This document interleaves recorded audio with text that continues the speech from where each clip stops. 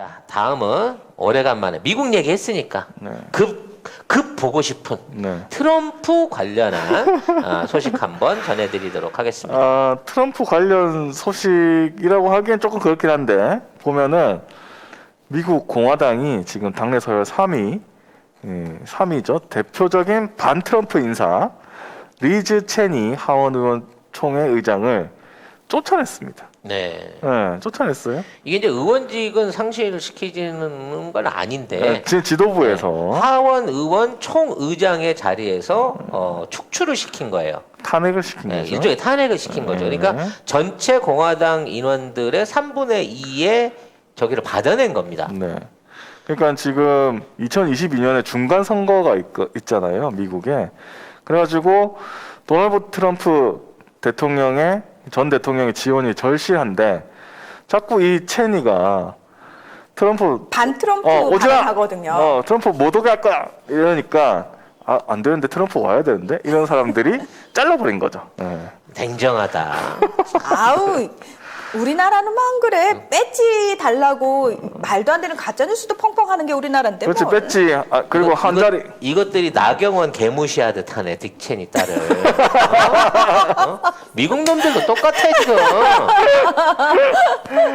네. 네. 자, 연합뉴스 기사입니다. 트럼프당 택한 미국 공화당. 반기 들던 딕 체니 딸 결국 축출. 워싱턴 포스트 등 미국 언론에 따르면 미국 공화당 하원 의원들은 12일 투표를 통해 체니 의장을 지도부에서 축출하는 결정을 내렸다. 비공개 회의에서 결정이 이루어지기까지는 20분도 걸리지 않았다고 AP통신은 전했다. 체니 의장의 축출은 트럼프 전 대통령에 대한 비판을 용납하지 않겠다는 공화당의 선언이나 다름없다는 평가가 나온다. 2022년 중간선거 승리를 위해 대중적 인기가 높은 트럼프 전 대통령의 도움이 절실하다는 현실적인 판단에 따른 것이기도 하다. 네.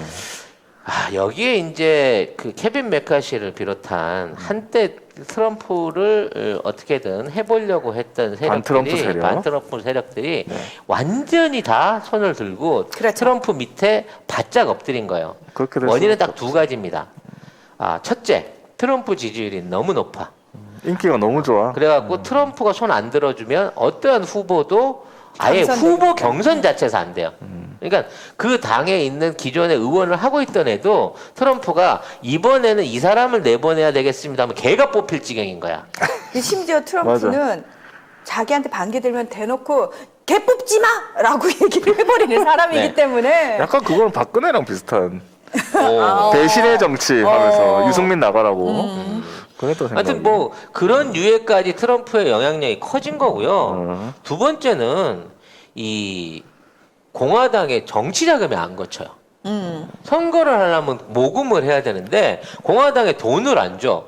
그래가지고 공화당이 이제 궁여지처에 그래갖고 트럼프 포스터를 걸고 돈을 모금하려고 그러는데 내 초상권 건드리지 마. 내 이름이라든지 내 얼굴 넣어갖고 모금하는 짓거리 하지 마. 이렇게 하니까 돈이 안 거쳐. 대신에 트럼프가 지금 진행하고 있는 이 자금 모집하는 이쪽에는 정말 뭐 소액부터 거액까지 어마어마한 돈들이 모여들고 있다는 거예요. 이렇게 되다 보니까 정치에 제일 필요한, 미국 정치에 제일 필요한 인기, 돈을 전부 다 트럼프가 쥐고 있기 때문에 사실상 공화당이 예전에는 그래도 어디서 이렇게 돈만 하는 놈이 와가지고 대통령을 한다고 그러면서 처음에는 조금 뭐랄까 반기를 들었다가 지금은 이 위기 상황에서 트럼프 아니면 안 돼. 트럼프는 공화당의 구세주. 지금 이런 자세로 바뀌었다는 거죠. 희한하다. 이런 걸 진짜 상전벽해라 해야 되나 이걸 세용지 마라 그래야 되나. 지금 트럼프가 8월에 안 돌아와도요. 또 8월 나왔네 또. 8월에 안 돌아와도 이런 그렇죠. 방식으로 해서 2022년도에 이 선거에 중간 선거에 승리를 이끌게 된다고 치면 그 다음번에 등장하는 트럼프의 어떤 경쟁력, 공화당 후보로서 다음 대선에 출마했을 때 경쟁력과 그 권력의 파워는 정말 어마어마하겠다는 생각이 드네요. 그러니까 저는 그동안 왜 미국 같은 경우에는 거의 지역이 딱 여기는 공화당 우세 지역, 여기는 민주당 우세 지역 이러면은 스윙 스테이트를 몇 개, 그 딱 대여섯 개를 제외하고는 나머지는 그냥 수십 년간 변하지 그렇지. 않았다라고 맨날 얘기하잖아요. 파란데 파라고 빨간데 빨겠어. 네, 그렇게 얘기하잖아요. 근데 그래서 그냥 공화당에 대한 어떤 정말 가치를 추정하는 사람들이 저는 공화당 지지자들인 줄 알았거든요. 근데 트럼프 대통령을 통해서 알게 된 게 뭐냐면은 아니야.